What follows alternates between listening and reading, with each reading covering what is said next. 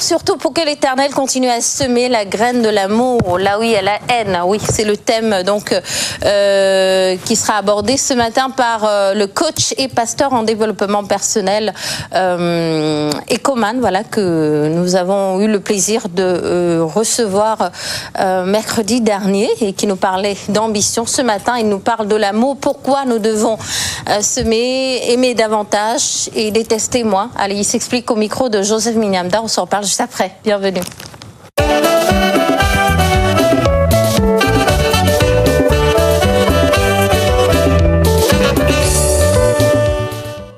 Nous méditons cette semaine sur le merveilleux thème de l'amour.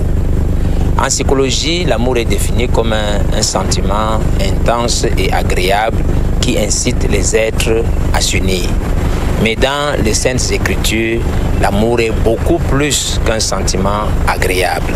C'est une force, c'est une puissance, c'est un lien, en fait, qui se décline en réalité sous plusieurs formes, de sa forme la plus basse, en fait, qu'on appelle la souillure, à sa forme la plus parfaite, qu'on appelle la charité. Et donc, nous voulons nous intéresser aujourd'hui sur les 3 premières formes de l'amour, les plus hautes. Et donc, en 3e position, dans la 3e forme, il y a d'autres, beaucoup d'autres, mais la 3e forme de l'amour, c'est ça qu'on appelle l'amour éros. Éros vient du grec. Et l'amour éros, en fait, c'est un amour sensuel.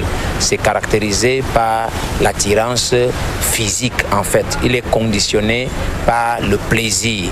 Et donc, dans l'amour éros, j'aime, en fait, parce que j'éprouve du plaisir. Et c'est ce plaisir-là, cet amour-là, en fait, que nous voyons dans la plupart des chaînes, des séries romantiques et tout ça. Ce qui est mis en avant, c'est surtout l'amour éros. On a des beaux garçons, des femmes et tout ça. Tout tourne autour de cela. Et cet amour-là, quoi qu'il soit plaisant, est véritablement dangereux. Parce que c'est lui qui entraîne toutes les dérives, qui entraîne toutes les dépravations, qui amène dans les jeunes gens, les jeunes femmes, beaucoup de déceptions.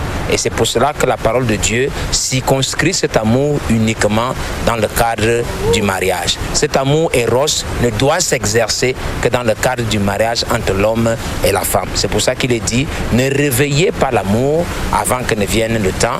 Dans Cantique des Cantiques, chapitre 2, verset 7, cet amour qu'il ne faut pas réveiller là, c'est l'amour éros. Parce que si vous le laissez libre, il va créer beaucoup de dégâts. Et donc dans l'amour éros, j'aime parce que je prends du plaisir.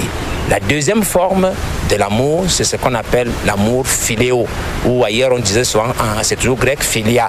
L'amour philéo, c'est l'amour humain, c'est l'amour naturel. Ça veut dire que ce qui nous attache aux autres, nous prenons soin, c'est le souci de l'autre. C'est cet amour qu'il y a entre l'homme et la femme, c'est cet amour qu'il y a avec ses enfants, c'est cet amour qu'on a avec les gens de la même communauté que moi, c'est cet amour qu'on a avec les gens, c'est ça plusieurs formes, mais tout cela c'est l'amour philéo, parce que en fait dans cet amour, j'ai des choses que je partage avec les autres. Ça peut être des valeurs communes, ça peut être une même langue, ça peut être une même tribu, un même pays, un même drapeau, beaucoup de choses. Cet amour est bien parce qu'il lie les gens, mais il peut aussi être l'objet de beaucoup de dérives. Parce que s'il n'y a plus rien à partager entre les gens, l'amour là aussi va s'estomper. Ou si alors, par exemple, j'ai été trahi par quelqu'un dans mon amour, vous pouvez avoir un homme et une femme qui s'aiment à mort, mais au bout d'un moment, il est trahi et cet amour-là finit. Il peut être donc l'objet de beaucoup de dérives, donc il n'est pas suffisant. C'est pour ça que vous allez avoir des dérives qui sont, par exemple, qui sont liées au tribalisme. Dans les dérives tribalistes, par exemple, vous avez des dérives nationalistes, vous avez des dérives racistes même, en fait. Tout cela, un peu, c'est les inconvénients de l'amour qu'on appelle l'amour philéo.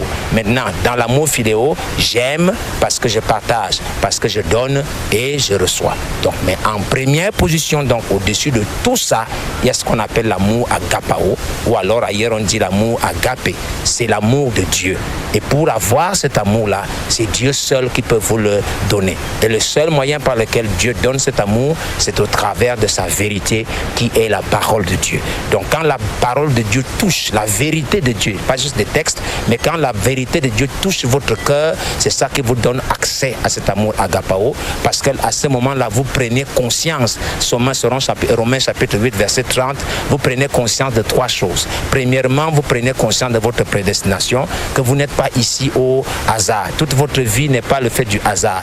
Deuxièmement, vous prenez conscience de votre justification, que Dieu vous a nettoyé, quelle que soit votre faute, quel que soit votre péché, il vous a aimé tel que vous êtes. Et troisièmement, vous prenez conscience de votre glorification, que vous faites partie de Dieu lui-même. Vous êtes un morceau de lui. Et quand cet amour donc frappe votre cœur et que vous prenez conscience de cette chose, alors vous pouvez aussi pardonner facilement aux autres parce que vous avez été pardonné. Vous pouvez aimer facilement les autres parce que vous avez été aimé sans condition. Il n'y a pas de condition là derrière. Dans l'amour, agapao donc, j'aime parce que j'ai été aimé. Je pardonne parce que j'ai été pardonné. Il n'y a pas de condition. C'est cet amour-là qui est parfait, dont on dit que l'amour parfait ne faillit jamais. Ainsi, pour conclure, nous voulons donc dire aux gens que ne pas s'intéresser seulement à l'amour éros, parce que cet amour il est dangereux, quoique plaisant.